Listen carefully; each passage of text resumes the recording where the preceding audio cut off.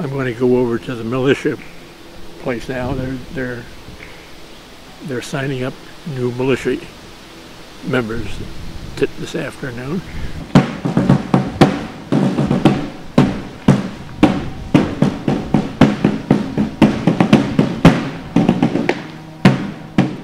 Allaire is really an industrial park. It was really the first of its kind for its period.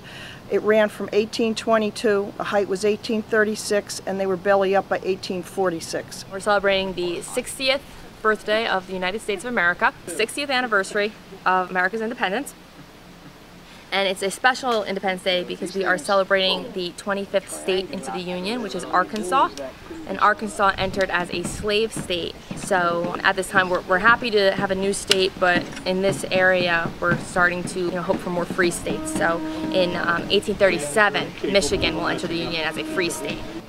During this time, we are still in the stages of really celebrating being free from England. So we're just kind of moving out of that phase, and we're going into more of the celebration that we know of today. Fireworks are not quite here yet, but we did do things with cannons, and the idea of exploding things on Independence Day is up. The militia would be out drilling. They are our police force, and also every able-bodied male would be here to participate in this. So that's the real big issues going on today, is the militia being here and celebrating in all festivities. We have girls out who are participating in games. Our Hearthways guild, cooking guild, is here doing the picnic sort of foods. That idea was popular. They would come out and have a picnic. Independence Day was definitely one of the more fun holidays because it was not so much like a church kind of solemn religious holiday, it was actually a celebration. Independence Day was also kind of a free-for-all for advertising. So all the committees that took place, so like the militia would be recruiting at Independence Day, temperance rally, abolition, all these issues would come up, and it's kind of a day for everybody to run ahead and take a stand and say what they wanted to about whatever cause they believed in. 1836, there were two real basic types of rifles or muskets. One of them was a flintlock musket. Basically, the way the flintlock worked was there was a little piece of flint tucked into the hammer here. You pull back the flint like this and pour a little bit of fine black powder into the pan right here, and then close. The only requirement is that you have two front teeth opposite one another to be able to rip the paper cartridge. You place a little bit of powder in the pan, you shut the pan, you cast about, charge the barrel,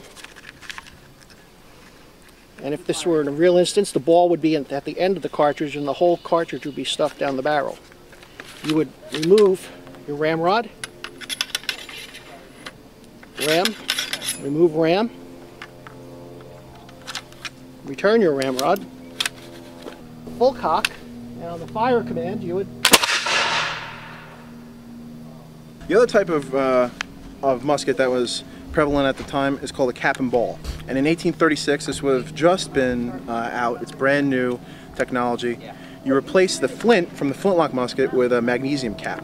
And what you do is you take a little cap, and you put it right on here on the nipple, and what happens is the hammer comes down. When you fire, the hammer comes down and hits the cap and ignites it, and the fire hole on this is actually right there on the nipple. And the fire goes right in and ignites the black powder that's in there. These were rifled. They're much more accurate. They're much more reliable.